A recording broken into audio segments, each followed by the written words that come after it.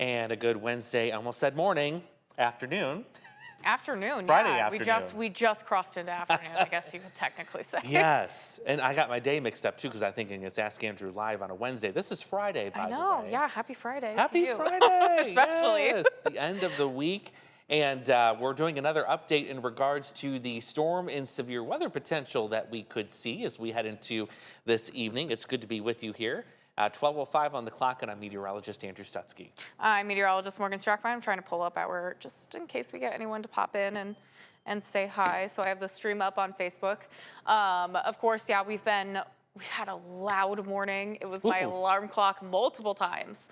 I think it started at 5 a.m. and I had my windows open last night because it was actually kind of nice last night.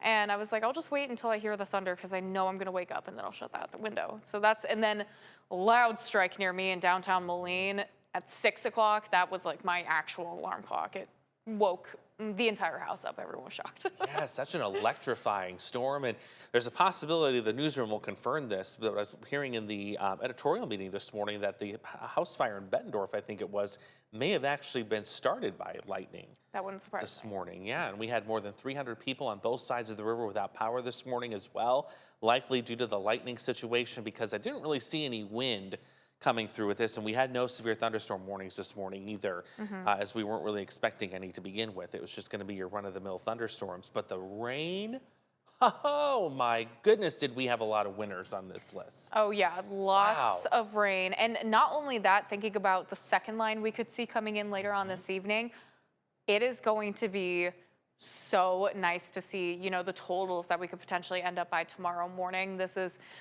so needed for our area. We've just been increasing our drought week by week. Yes. And this is going to be so nice. Not only that, keep in mind, electrified storm this morning.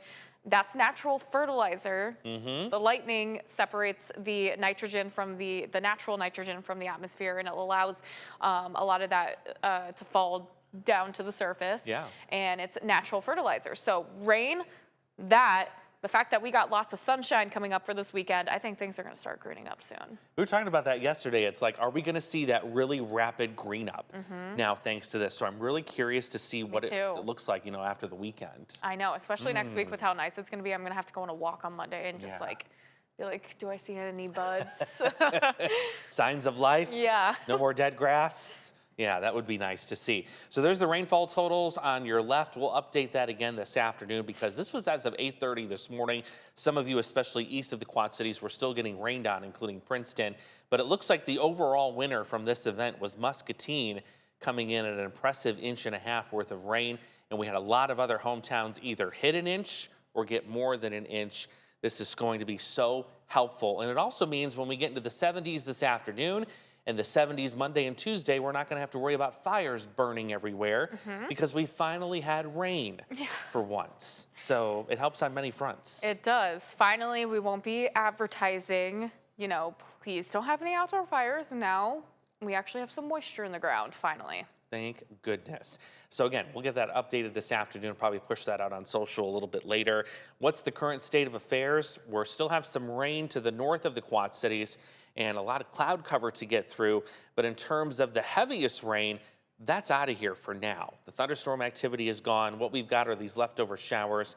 In some cases, I think you could see a brief little downpour, especially out of some of this activity south of Clinton and also near Geneseo, but it's scattered. Yeah, and I think that's honestly could be the case continuing into parts of the afternoon hours. Again, we have a lot of moisture. I was looking at dew point temperatures. We're in the 50s, which is so nice. But not only that, we do have some drying skies, but we still have that line of showers and storms we're watching in northern Missouri.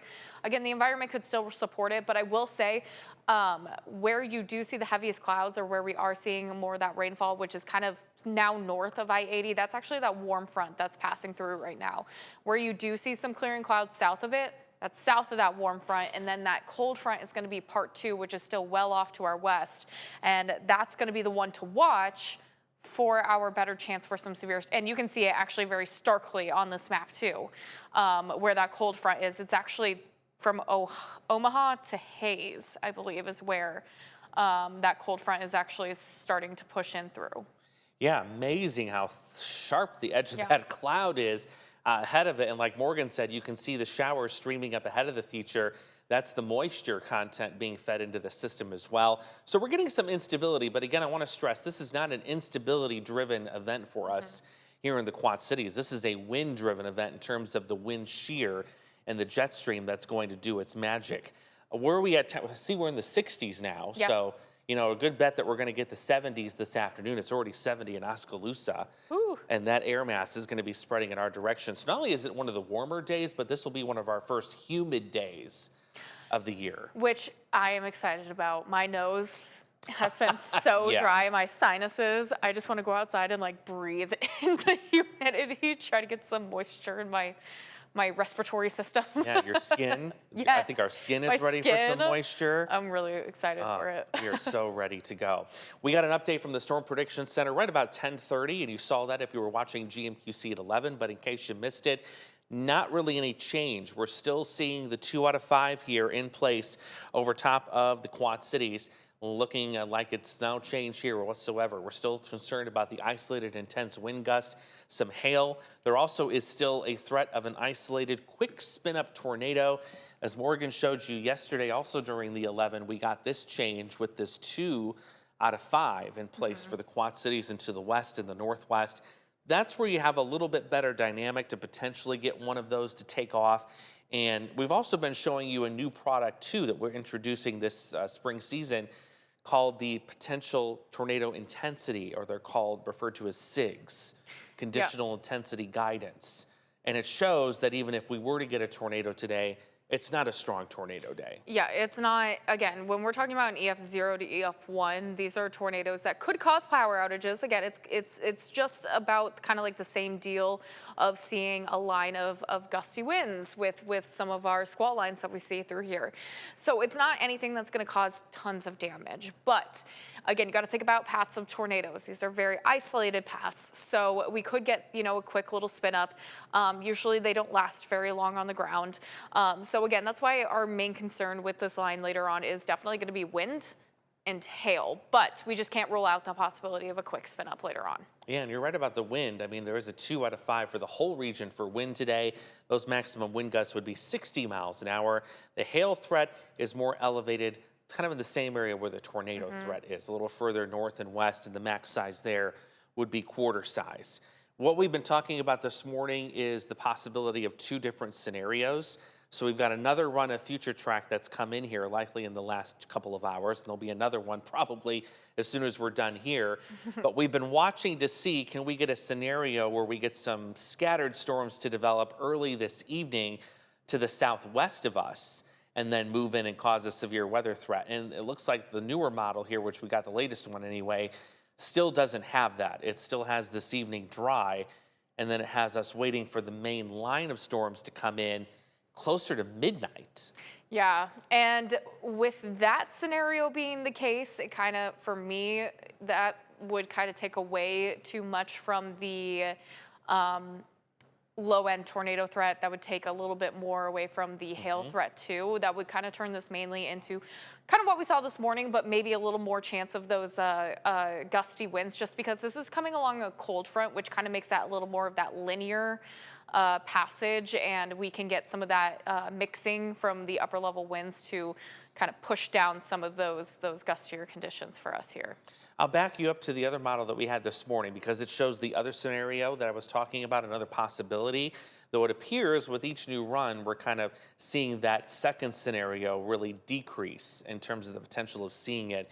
But we'll back this up to a run, a future track that ran earlier this morning. I believe it was the 8Z run.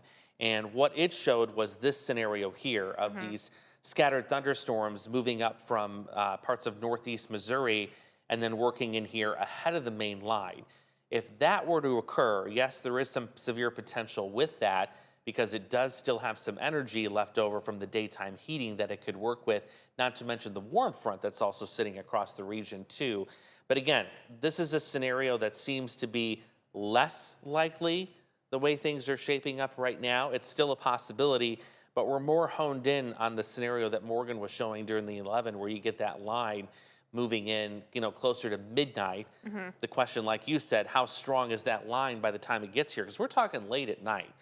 So you'd really have to have a good jet stream or some kind of good forcing mechanism to keep the line going. Certainly the tornado threat I don't think is as high. Yeah, and you have to think about the time of year we're in. We just don't typically see as much storm energy as we would typically be working with during severe weather season. You know, you get into the late night hours, say we're in June, we're starting to see a lot of humidity. We're starting to see a lot of heat that can kind of stay stable, especially heading into the late night hours. You got to think about how our sunset is also a lot later at that point. So we're still building some storm energy later. This time of year, we just don't really have that. So it's going to be, again, like Andrew said, it's got to be a lifting mechanism. And again, it's likely just going to be the fact that we do have some warmth coming in today. We're still seeing a lot of moisture. We're in the warm sector of the system right now. And we're waiting for this front, and that front is basically the mechanism. But again, the later it comes, the less of that warmth it will have to work with, or that energy that we could be building up today. So it's going to be very interesting to see what happens. Regardless, I still think we're going to get at least some thunderstorm activity. Oh, yeah. We're still going to get at least some rainfall. But still, the big question is, how severe do we get? Do we actually see a lot of that hail threat, or maybe even that low-end tornado threat still at that time? It's interesting to see, and I think this might be the newer run. And Maureen, you can correct me if I'm wrong, because you've seen the other one more than I have, doing the 11.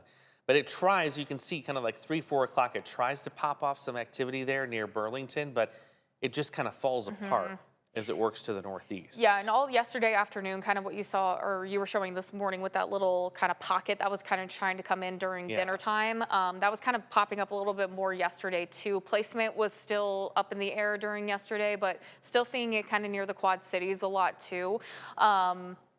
But it does seem like some of our more high resolution models that we have been using, that's kind of starting to try to do the same thing. Or I don't know which run this was, or how soon we're going to get an update on the... So this is the hourly rapid refresh. Yeah. So yeah, it's trying, but again, it still kind of looks like it falls apart a bit as it pushes through. And then still that line, timing-wise, 11 p.m. midnight by the time it gets Metro. Yeah.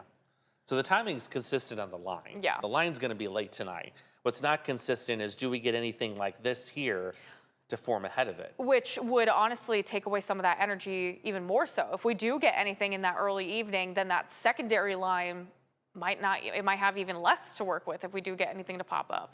Yeah. So you've got 2 time frames to keep in the back of your mind.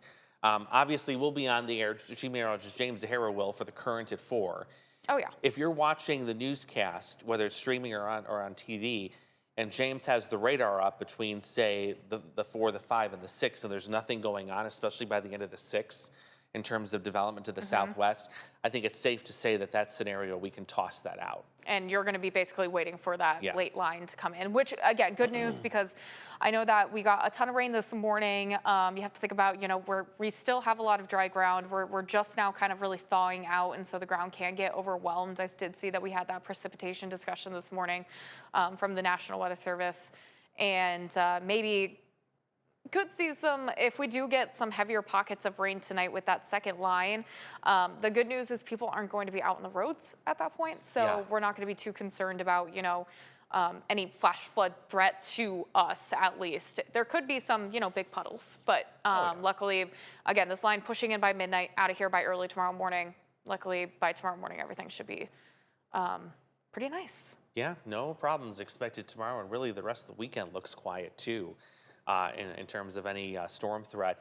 The next chance we'd have to watch looks like next Tuesday, and as of now, there's a severe storm zone to our southwest, but it doesn't include any of our hometowns yet, so something we'll track over the weekend. Of course, Morgan Peter will let you know if that changes over the weekend as well, and if we need an impact alert, we can absolutely get one out there pretty quickly if need be.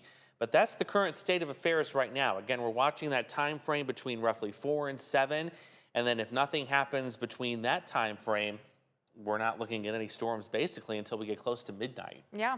So again, having the WQ8E app, the Storm Track 8 app on your phone, very, very important. But again, like we said, the best part of it is that James is going to be on air tracking it already during that time frame that we are going to be watching for this early evening. So we got you all covered through it. Yeah, a lot of extended coverage on the A+ streaming app. If you're watching us on Facebook and you haven't had a chance to download it, grab it. It's free. There's no charge for it. Our streaming possibilities are endless. It's not like traditional TV where you got a producer in the booth saying, you know what, we got a commercial coming up. We got to Yeah. go. We got to get off. It's time to go. No, we can actually go as long as we wish on the A+ streaming app. So we'll continue to monitor things here as we go throughout the afternoon. Rest assured, we've got it covered for you. And if we need to break in and tell you what's going on, we'll certainly do that as well. But enjoy the warmth while it's here. Oh my gosh, it's going to be beautiful this It afternoon. is, Yes. especially Sunday is going to be nice. Yes. Monday is going to be nice. Get We got outside. lots of days ahead to be able to enjoy this. And you don't have to worry about severe weather this weekend, so you can guilt-free enjoy it. Exactly. Which is nice. All right, we're going to head out. Chief Meteorologist James Zahara is up next on The Current at 4 o'clock. And of course, he's got more streaming planned on top of that as well. You guys have a great Friday and a great weekend. We'll see you back here next week.